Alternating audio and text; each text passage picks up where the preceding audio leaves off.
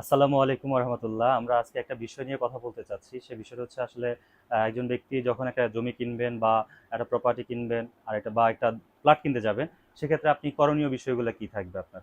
আমরা অনেকেই দেখি তার সারা জীবনের সঞ্চয় দিয়ে একটা জমি এবং একটা ফ্ল্যাট কেনার পরবর্তীতে তিনি বিপদের সম্মুখীন হয়ে যান, বিভিন্ন মামলায় জড়ায় যান। আসলে আপনি মামলা এবং বিপদ থেকে আপনি বাঁচার জন্য যে পদক্ষেপগুলো অনুসরণ করবেন, সেই পদক্ষেপগুলো আজকে স্টেপ বাই স্টেপ আমি বলতে চাচ্ছি।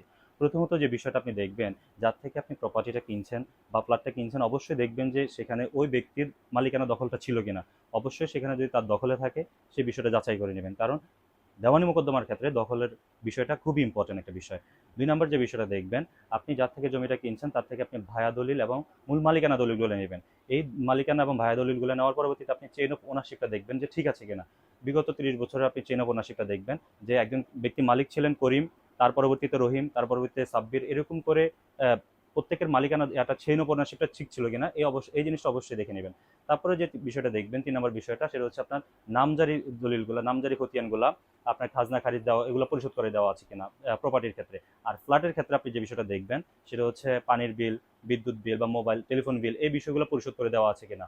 তো পরবর্তীতে যে বিষয়টা আপনার দেখতে হবে যে কোনো একটা জমি কেনার পূর্ববর্তীতে আপনি ওই জমির সর্বশেষ যে সিটি জরিপ, এটা তো অবশ্যই দেখবেন যে সিটি জরিপটা ঠিক ছিল কিনা। তার আগে যে দলিল জরিপগুলো ছিল, যেমন আরএস, বিএস, এসএ, এই বিষয়গুলো আপনি অবশ্যই দেখবেন।